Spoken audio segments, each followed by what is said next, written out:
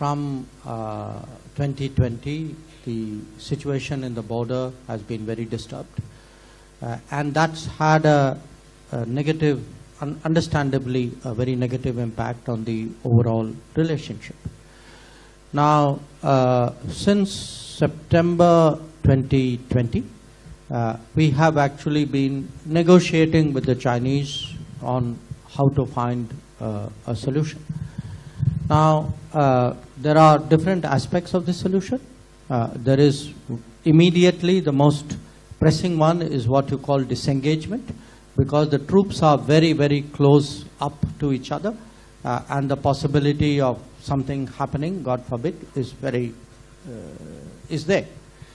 So that's the sort of the first set of issues.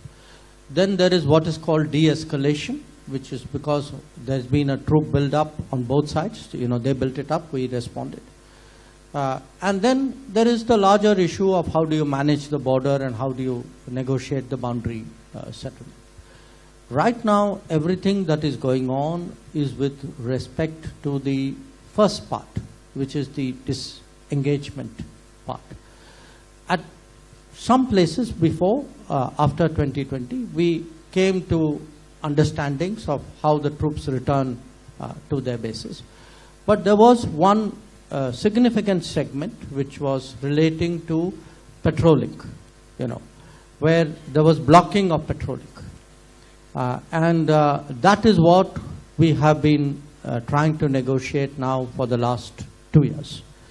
So what happened on October 21st was that in those particular areas, Depsang and Demchok, we came to the understanding that there would be patrolling would be resumed on how it used to be before. You know, I mean, the people are still writing about it, but I think people need to be patient. You will see it play out in the coming days. Now, this was important because it was then an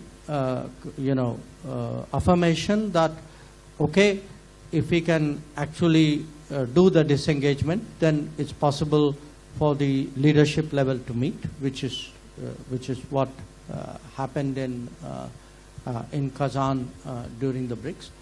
Where do we go?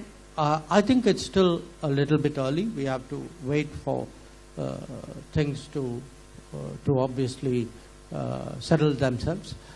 Because after 4 years of a very disturbed border, where peace and tranquility has really been shattered, it will take naturally time to sort of rebuild, a degree of trust and a sort of a willingness to work with each other. That's I think natural.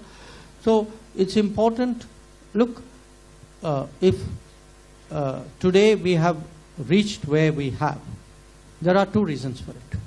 One, a very determined effort on our part to stand our ground and make our point.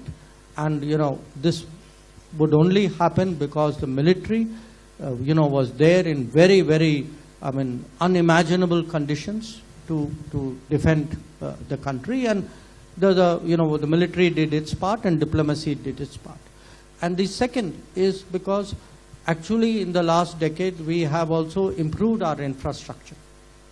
Because part of our problem is that we in the earlier years we have really neglected the border infrastructure. So when you put in more resources, because today we put in, I would say, almost 5 times annually the resources, maybe more than there used to be a decade ago. And that's showing results, and that enables the military actually to be effectively deployed. I think the combination of all of this has led to where it is. I would say, in all honesty, I would be patient. I would wait to see how this goes on. But when Prime Minister and President Xi met, at that time it was decided, okay, the foreign ministers will meet and the national security advisors will meet and see how this is to be taken forward.